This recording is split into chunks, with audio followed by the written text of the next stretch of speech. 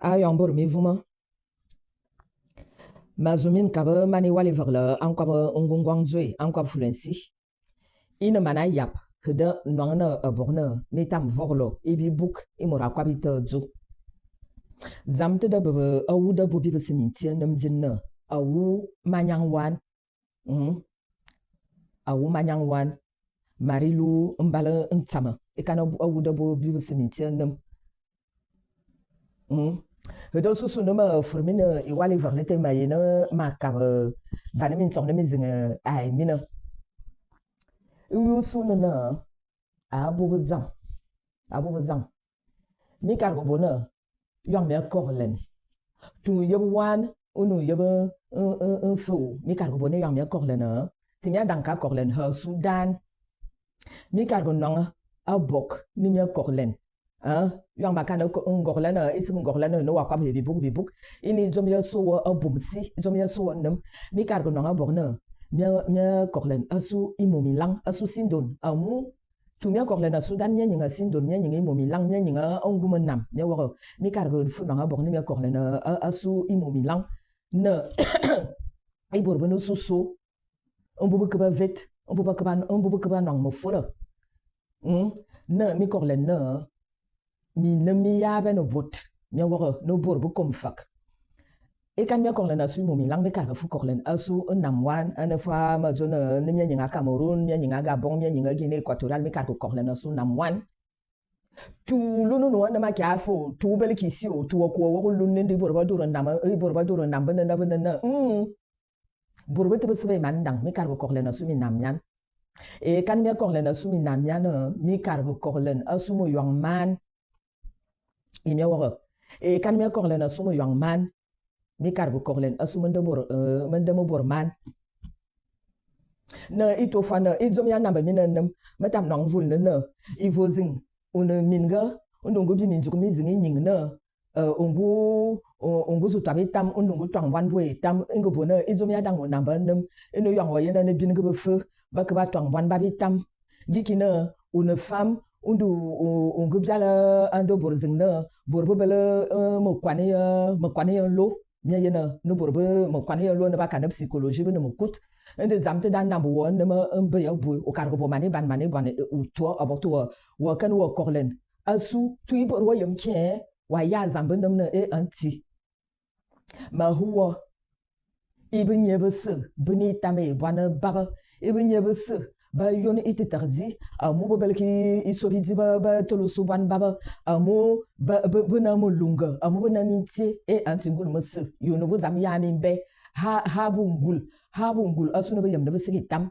ma zona ingorlen wo bo asu imur wo yam ki gorlen te ine mbungul gorlen ine ngul adang yo gorlen te so wo abumsina isiga zezemin kwaba ni me zona asu zebe na makab min nsonete makab nsonete gma zuwa kui izam da bebe ayong beti benanga yang makana ayong beti benanga e bu kwala beti o e bi tonu beti o e bu vele beti o e bor beti besi ayong dan ayong dan atela me yong mese me bele min zuga heda ayong beti adang anam Cameroun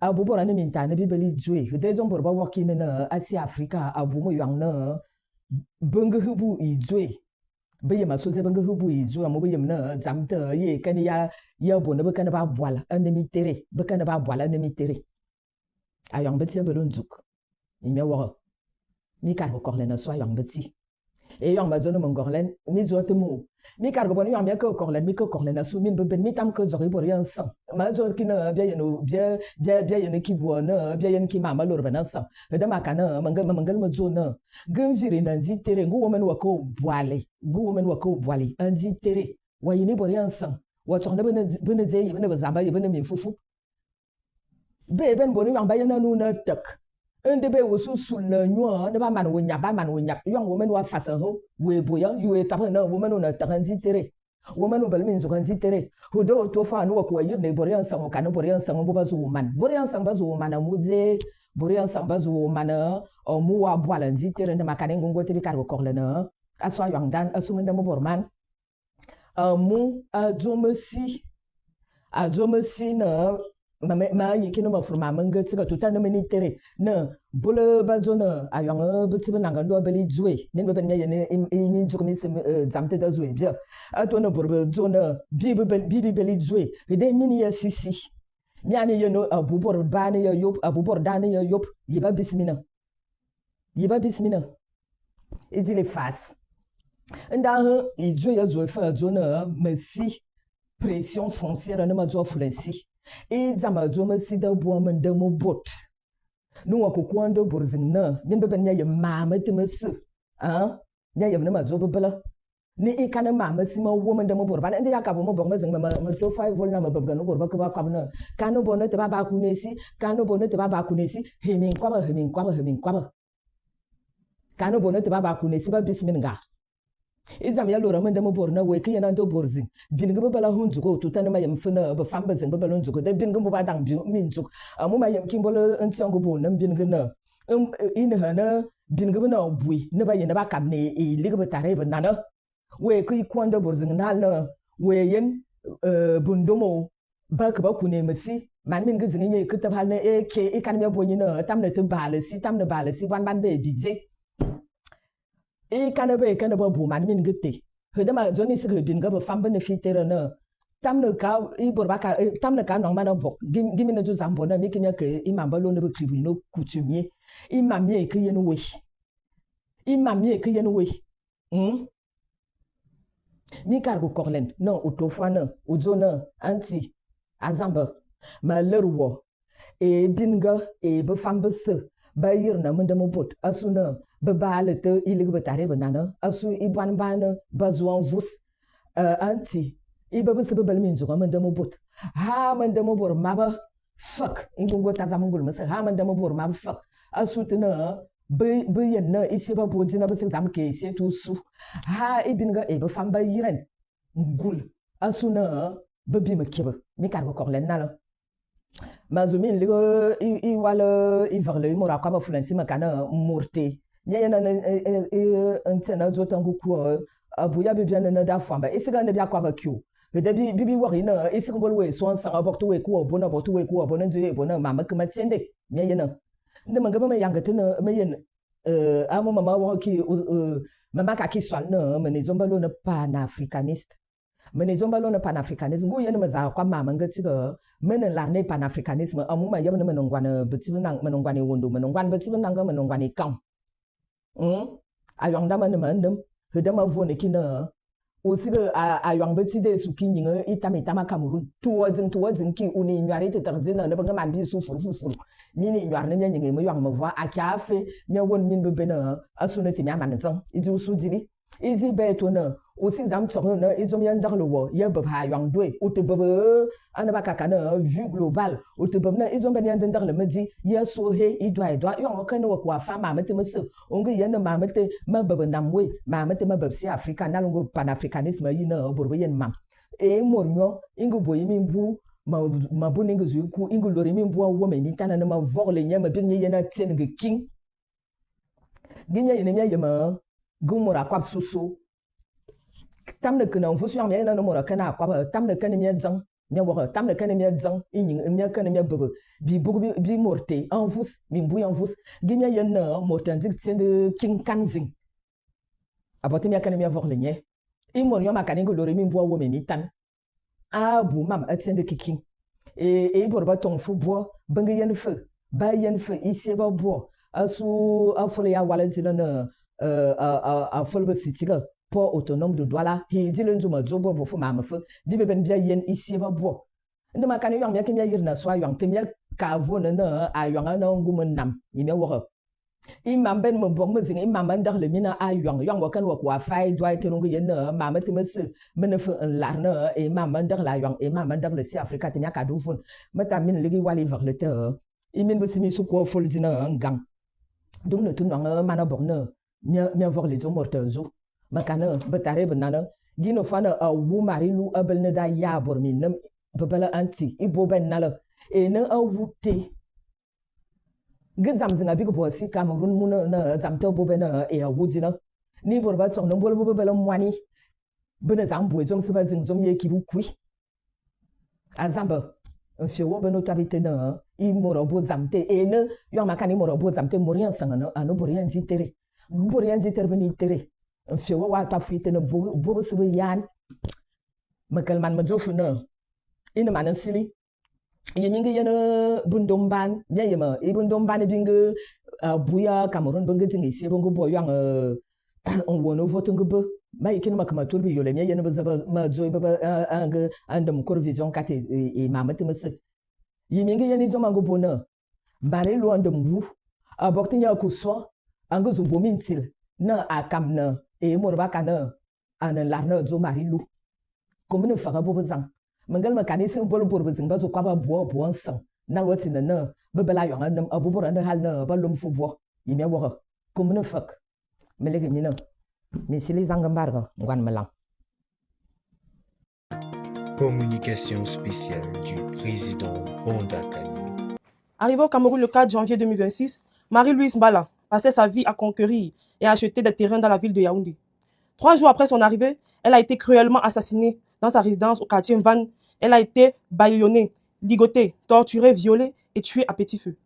Sa tante, après l'annonce de sa mort, s'est empressée de vendre au magnat du poisson, le sénateur de la République, Sylvestre Ngouchingue, au prix d'1,8 milliard de francs CFA. La défunte se savait en danger et traquée car elle avait déjà reçu des menaces de mort de celui qui avait frauduleusement fait main basse sur le patrimoine financier familial. Mesdames et messieurs, bonjour, bonsoir et bienvenue dans cette communication spéciale où nous allons faire le décryptage de cet assassinat de Marie-Louise Mbala. Et sur ce plateau, pour ce faire, nous avons le président du nouveau mouvement populaire, pionnier du renouveau panafricaniste, le président Bondakani, à qui j'adresse mes chaleureuses salutations. Président Bondakani, bonsoir. Bonsoir madame Nan Joyce. Heureux qu'on puisse se retrouver dans le cadre de nos communications spéciales.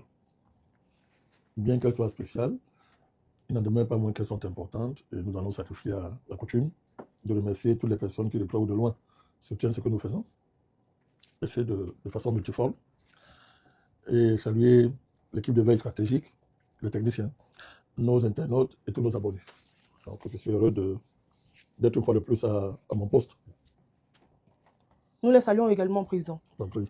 Sans analyse poussée, Président Bondakani, quelles sont vos impressions face à ce drame atroce survenu en janvier 2026 dernier?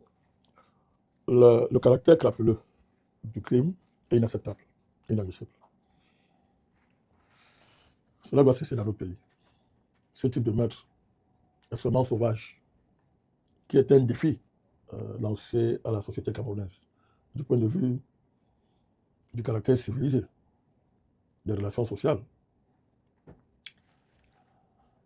ne peut pas être toléré.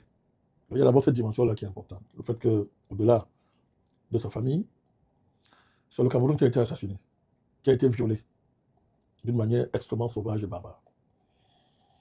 Donc, il faut tout faire pour que ce type d'actes crapuleux ne se répète dans notre pays. C'est pour ça qu'il faut être extrêmement sévère envers les coupables quand ils seront identifiés. Très, très sévère. Nous sommes partisans de mesures les plus extrêmes pour mettre fin à ce type de tragédie dans notre société. Il est inacceptable que les conflits sociaux soient réglés de cette façon. Et puis, c'est une femme. Quelle honte, c'est une femme. Donc je suis frappé par le caractère extrêmement crapuleux du meurtre. C'est d'abord ça qui me frappe. Donc, rapidement que les coupables soient identifiés et mis aux arrêts. Et sévèrement punis. Sévèrement punis. Le NMP, comme d'habitude, nous allons suivre de près ce crime abject en nous assurant à notre niveau de ce que la justice soit dite et faite autour de ce crime honteux. Voilà pour ma première réaction face à ce drame grave. Merci, Président Bondakani. Président, pour entrer dans le fond de ce sujet, pour le décrypter de fond en comble, cette situation nous fait penser à celle de M. Martinez Dogo, qui a été assassiné le 17 janvier 2023, et dans les mêmes conditions que Mme Marie-Louise Mbala. Et là, nous avons vu les failles de la justice camerounaise, Président. Actuellement, dans ce cas, nous voyons encore les failles de la justice camerounaise qui ne se prononcent pas devant une telle situation, qui a même une envergure républicaine, si je peux le dire comme ça, Président. Président, quel est le rôle de la justice camerounaise devant un tel drame, devant une telle situation? Mais son rôle, c'est de dire le droit et de tout faire pour que les coupables soient identifiés. C'est ça son rôle. les premiers éléments qu'on a sous la main et ce qu'on entend ici et là, vous avez raison, ne sont pas très encourageants. Par exemple, au niveau de la possibilité que les premières pièces à conviction, qui dans le cadre d'un maître de ce genre, devraient être sécurisées par ce qu'on pourrait appeler la sécurisation du lieu. C'est-à-dire, on scelle les lieux de manière qu'il n'y ait plus d'accès. Ça permet de collecter les premiers indices. Quand on apprend par exemple que ça n'a pas été fait aussitôt, ça nous amène à poser beaucoup de questions. Ce sont des techniques raffinées de destruction des indices et de dissimulation des premières preuves qui sont capitales pour la suite de l'enquête. Donc ça, si cela est vrai, nous dénonçons ça fortement. Et ça, c'est grave. Ça veut dire que l'appareil judiciaire, et ce qui est censé le représenter ici, pose des actes suspicieux. Je dis au cas où cela est vrai. Mais on a entendu ça avec beaucoup d'insistance, que le lieu du crime n'a pas été sécurisé. On ne sait pas pourquoi. Alors vous avez fait une comparaison avec le maître Martinez-Zogo. Oui, au niveau du caractère crapuleux. Le caractère crapuleux nous rappelle le maître Martinez-Zogo. L'enquête sur son cours pour Martinez-Zogo. Et il y a même une relative transparence, une relative accessibilité au cours de la justice. Donc, on espère qu'on aura fini bientôt avec cette affaire de Martinez-Zogo. Mais là, on ne sait même pas si ça a commencé alors que nous sommes à des semaines que le maître a été perpétré. C'est tout ça qui amène les uns et les autres à se poser des questions sur le fait que est-ce que la justice est en train de faire son travail sur ce cas précis. Mais le NMP, l'autre rôle, ce n'est pas d'amplifier les tendances qui viseraient à faire de notre société une jungle. On a la justice qu'on a, c'est un état de droit. J'ai déjà eu indiqué à plusieurs reprises que l'état du droit ne veut pas dire l'état de justice. Mais c'est ce qu'on a en fait avec. Ce qui reste à faire, c'est de mettre pression pour que la justice fasse son travail. Parce qu'elle a l'obligation de le faire. C'est un devoir à l'égard du peuple camerounais, au nom de qui la justice est dite. Donc, nous allons continuer, tous les Camerounais qui sont touchés par cette crapulerie. Il y a un petit mouvement qui se met en place, il est lent, il est encore faible, mais on sent quand même que quelque chose commence à monter.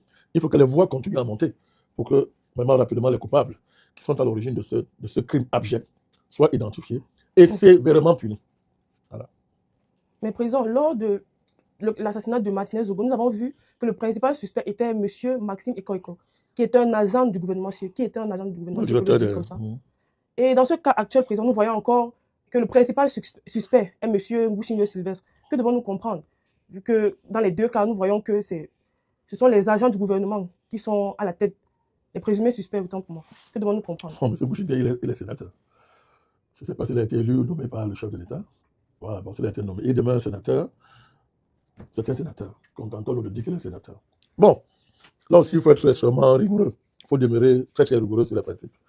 Monsieur Ngouchingue Sylvestre, jusqu'à preuve le contraire, n'est pas coupable. On le suspecte. On ne sait même pas si la justice a déjà fait de lui un suspect. Pour ça, il aurait fallu qu'il soit convoqué régulièrement devant les instances judiciaires habilitées.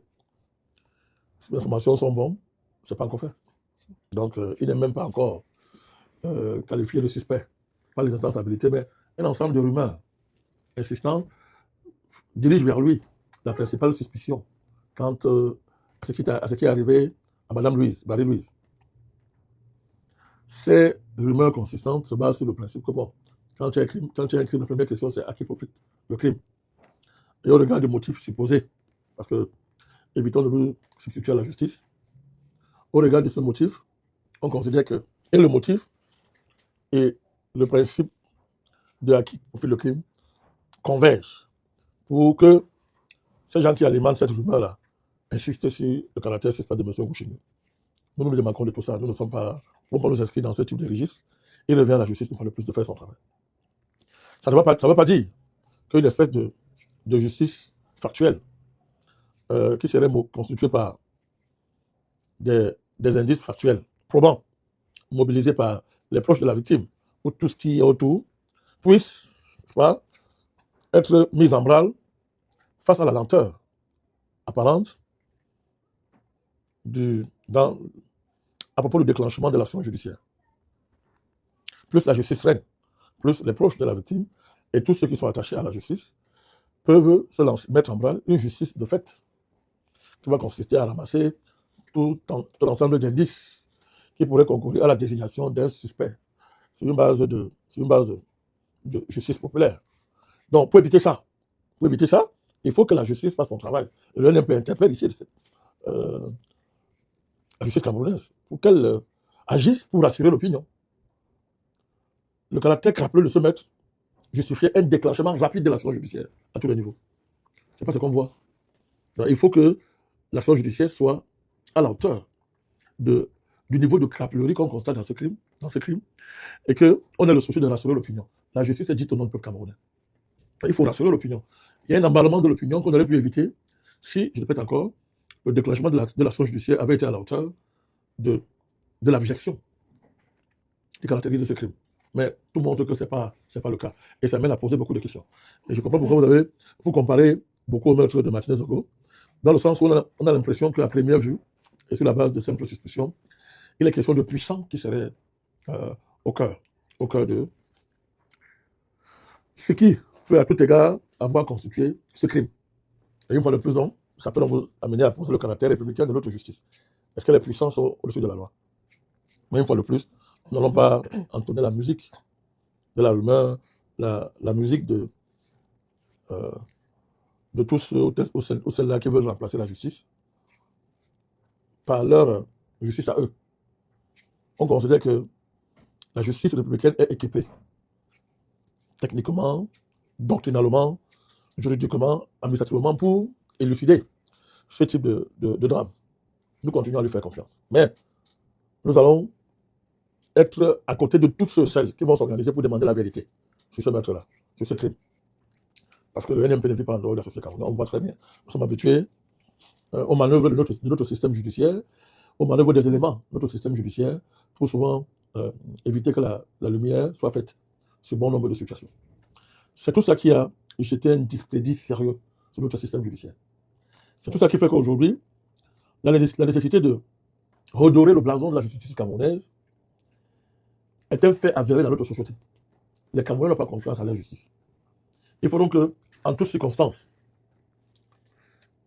les acteurs de notre système judiciaire, et principalement ceux qui sont concernés par ce type de situation, aient ça à cœur chaque fois qu'il y a des situations où ils doivent intervenir. On a l'impression qu'ils se fichent de ce climat de confiance extrêmement défectueux qu'il est lié à la population.